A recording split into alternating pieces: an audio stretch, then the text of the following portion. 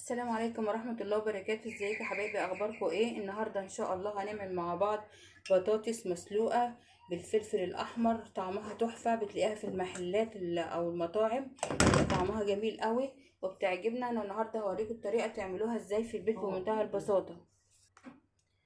ده يجي نص كيلو بطاطس انا سلقاه، والسليق العادي اللي بنسلقه كلنا في بيتنا، وهرساه بالشوكة بالمنظر ده كده. دلوقتي انا معايا اهوت الطاسة بتاعتي، هحط فيها حبة الزيت، يبقى طعمها جميل جدا يا جماعة، وبتنفع جنب الاكل. صراحة النهاردة قلنا نعمل اي حاجة، فقلت هوريكم برضو الطريقة وانا بعملها ازاي. حطوا حبة زيت كده حلوين كده،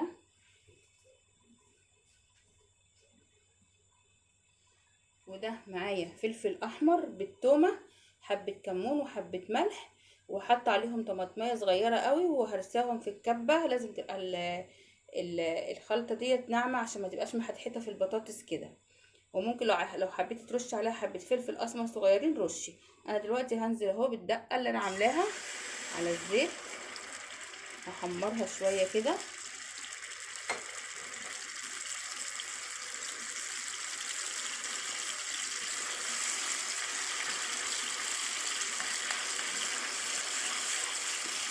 عايزاها بس تتقل معايا سنة كده صغيرة، وبعد كده هضيفها على البطاطس. احط برضو حبة فلفل اسمر صغيرين،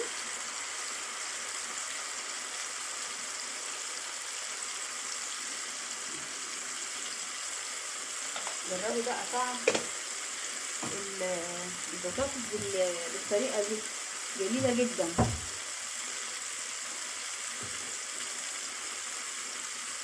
كده هنقلب فيها كده شوية بس تديني بس التقل اللي انا عايزاه، وهنزل عليها بحاجة تانية كده بتدي بطاطس طعم جميل برضو.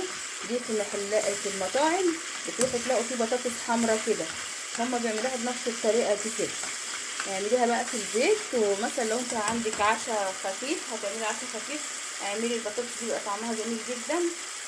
جنبيها اي حاجه بقى موجوده عندك. عايزه تعملي طبق تونه زي ما انا هعمل النهارده، تعملي كبد وقوانص، تعملي اي حاجه، الطبق ده بيبقى جميل جدا وطعم خفيف في الاكل. دلوقتي انا عايزاها كده كمان، ما تاخد منك 10 دقايق اهو. بصوا هنزل كده بمعلقتين خل بالمنظر ده كده،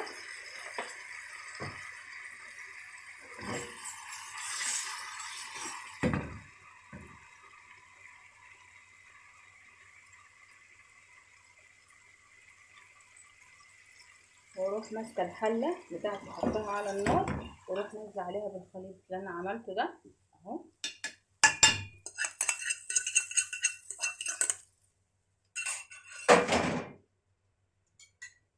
وابتدي اقلب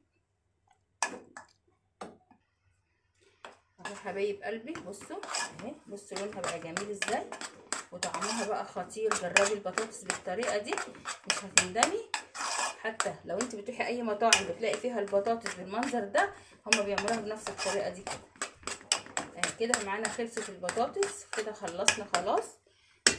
هنغرفها بقى ونوريها لكم كده في اخر الفيديو. بصوا الجمال، شربت الطماطم كلها، مفيش فيها حاجه سايله ولا حاجه، والطعم بتاعها بيبقى خطير. وده كده شكل الطبق معانا بعد ما خلص، شكله جميل جدا. جربي الطريقه بتاعتي ديت مش هتندمي يا قمر. احلى طريقه بطاطس هتعمليها. اتفضلوا معانا بقى.